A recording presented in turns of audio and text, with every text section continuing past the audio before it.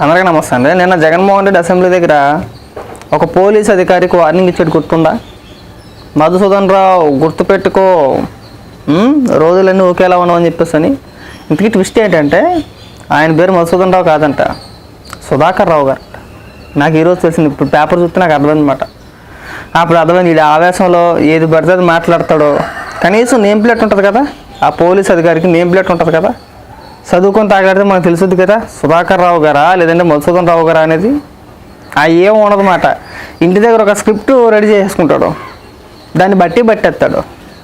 బట్టేసి ఏదైతే డైలాగులు చెప్పాలనుకుంటున్నాడో అయ్యే డైలాగులు అక్కడ ఎవరున్నా సరే, ఆ మనిషి ఎవరైనా సరే, ఆ అధికారి ఎవరైనా సరే, మరి ఇంటికాడ రెడీ అయిపోయాడు కదా, స్క్రిప్టు ఆల్రెడీ చదివేసి ప్రిపేర్ అయిపోయాడు.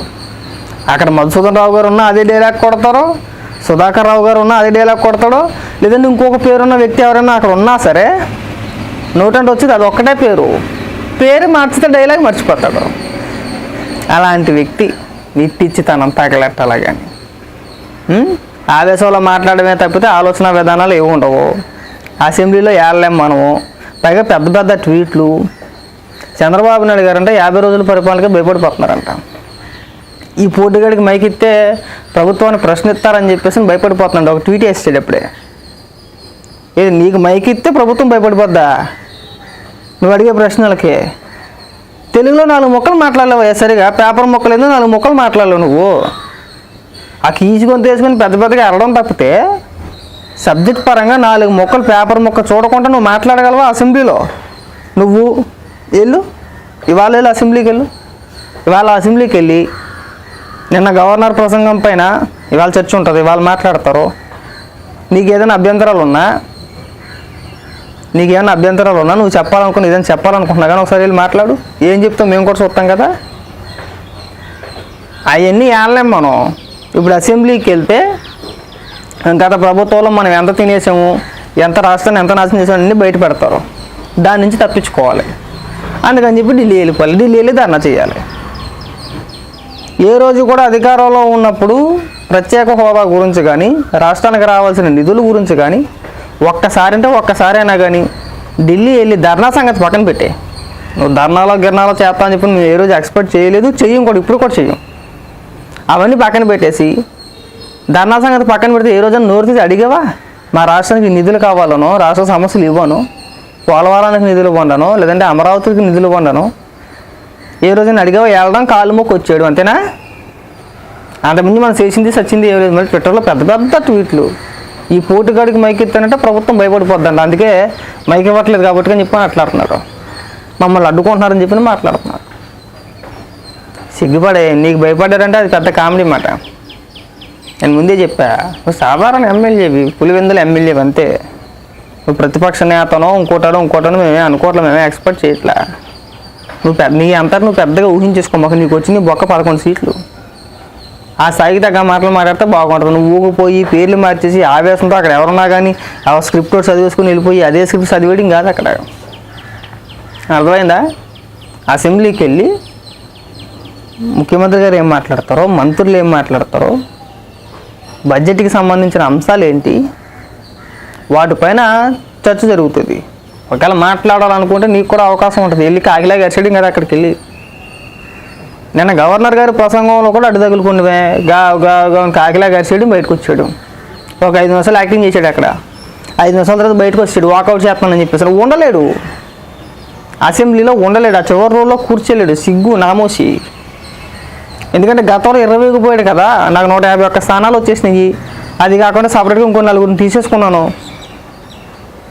మేము అత్యంత బలంగా ఉన్నామని చెప్పేసి మా ఇంటికి పేకలేదు, ఏకలు పేకలేరు అని చెప్పేసి పెద్ద పెద్ద మాటలు మాట్లాడాడు. ఇవాళ 11 స్థానాలకు పరిమితం అయిపోయాడు. ఒక మూల కూర్చోవాలి. నామోసి సిగ్గేసి అసెంబ్లీలో కూర్చోలేకపోతున్నాడు. ఎందుకు? వాకౌట్ చేయడం దేనికి? సిగ్గు అనిపించట్లేదా? ఇంకో 10 నిమిషాలు 15 నిమిషాలు అలాగే కాకిలా గడిచేవనుకో, సిరాకు వచ్చి వాళ్ళే సస్పెండ్ చేద్దరు, నిన్ను వాళ్ళే బయటికి గంటేద్దరు మార్షల్ చేత. చెప్పుకోవడానికన్నా ఉండేది. అవునా? పదపద్దాకా ప్రసంగానికి అడ్డు తగిలేవనుకో ఏం చేస్తారో, అసెంబ్లీ నుంచి బయటపడేస్తారు. చెప్పుకోవడానికన్నా ఉండేది కదా. అది కూడా కాదు, నేను వాకౌట్ చేస్తున్నాను. దేనికైనా నువ్వు వాకౌట్ చేసేదంటే ఏం ఉండదు. గవర్నర్ గారు ప్రసంగం జరుగుతూ ఉంటే వాకౌట్ చేస్తున్నాడు ఇక్కడ. అవునా? నువ్వు ఎప్పుడు వాకౌట్ చేయాలి.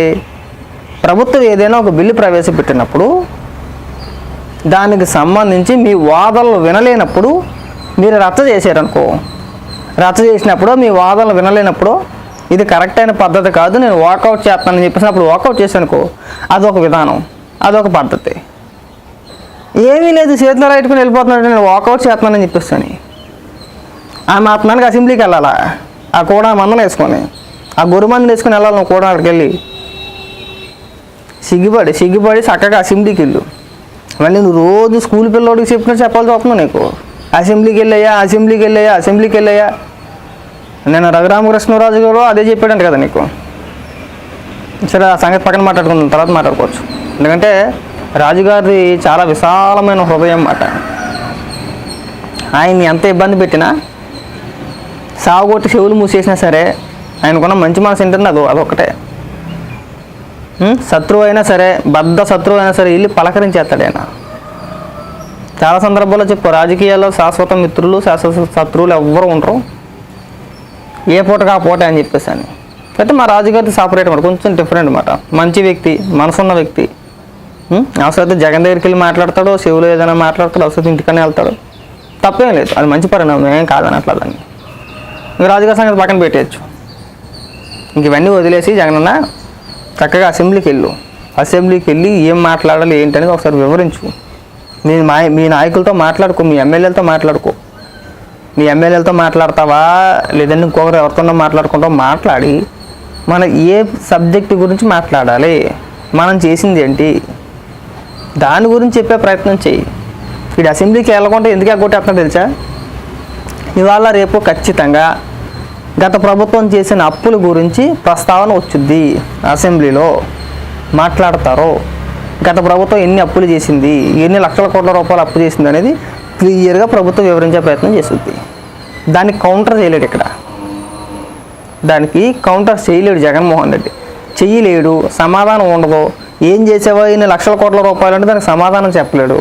ఇవాళ వాకౌట్ చేస్తున్నాను, నేను అసెంబ్లీకి రాను, ఢిల్లీలో ధర్నా చేస్తాను అనేది అందుకే. లేదంటే బతుకెట్టుకుని ఎప్పుడైనా ఢిల్లీ వెళ్ళి ధర్నా చేసాడా?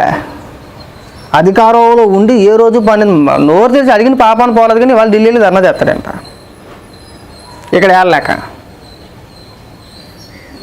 రాష్ట్ర సమస్యల గురించి కాదు మనం ధర్నాలు చేసి, దేని గురించి అంటే అర్జెంటుగా రాష్ట్రపతి పరిపాలన చేయాలా, ఎందుకు నిన్ను ముఖ్యమంత్రిని చేసేయాలని చెప్పి పెట్టుకో. అర్జెంటుగా జగన్మోహన్ రెడ్డి అనే నన్ను అర్జెంటుగా ముఖ్యమంత్రిని చేసేయండి రాష్ట్రానికి, నేను మళ్ళీ పరిపాలించేస్తాను అని చెప్పేసి ధర్నా చేసి సిగ్గు వస్తుంది. సిగ్గిపోడు ఇంకా ఈ పనికి మాల మాటలు మాని. నిన్ను చూసి ఎవడో భయపడ్డావు.